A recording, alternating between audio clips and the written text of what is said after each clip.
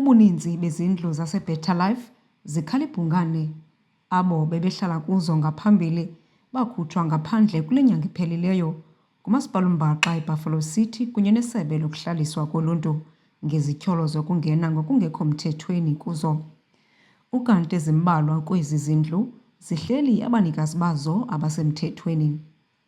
UNokhanyo Mema uthi uchulumancile kokuba sendlwini yakhe emva kokulinda ixesha elide ukuba ade angene kuyo. Ndivuya kakhulu wena sisi ungena apha kwezi zindlu. Sivuya kakhulu ngoba kaloku besingakwazi ungena apha, kukho abantu bebengene ezindlini zethu.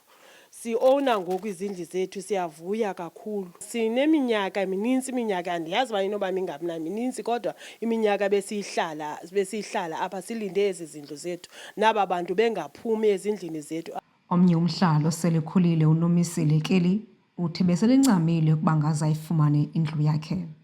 Mntanam, ndiyabulela. Ekugqibeleni besendincamile, bendiqomba ndizawufana ndingakhange ndiyifumane. Silwile impela ngezinto kudala sisilwa lezi zindlu. Siphatha leqwa kule chicken farm, kodwa kuThixo wenza icebo. Sigadwe yi-security elapha. Ubusuku nemini yajikeleza kuba kaloku asinamacango, asinantoni. Ndithuthi ke siyabulela ke mntanam. Kumnandi ke ngoku sihleli kamnandi. Namhlanje kuphele iintsuku ezili-16 bakhutshwa abahlali ababengene kuzo ngetshova. Sithetha nje aba bahlali bazenzele izindlu zethutyana kwakule ngingqi logama abanye bengenazo iindawo zokufihla intloko belala esitalatweni. Bathi bafuna iinkonzo zophuhliso. Umlawuli weziko lamalungelo oluntu uMatshaya Maki ulikhuphe latsola elithi ayikho mthethweni indlela aba bahlali abakhutshwe ngayo. Indlela abakhutshwe ngayo i-unlawful.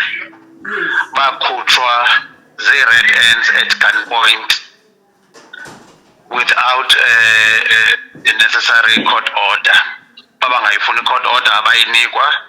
Emveni koko ke nathi sazama ke ufumana i-court order kwaba bantu benza lento asayifumana. uMaki uthi basaphonononga isigqibo esithatyathwe yinkundla sokukhaba isicelo sokuba aba bantu babuyiselwe kwezi zindlu. Ukanti iinzame zethu zokufumana impendulo kwisebe lokuhlaliswa koluntu ziwe phantsi.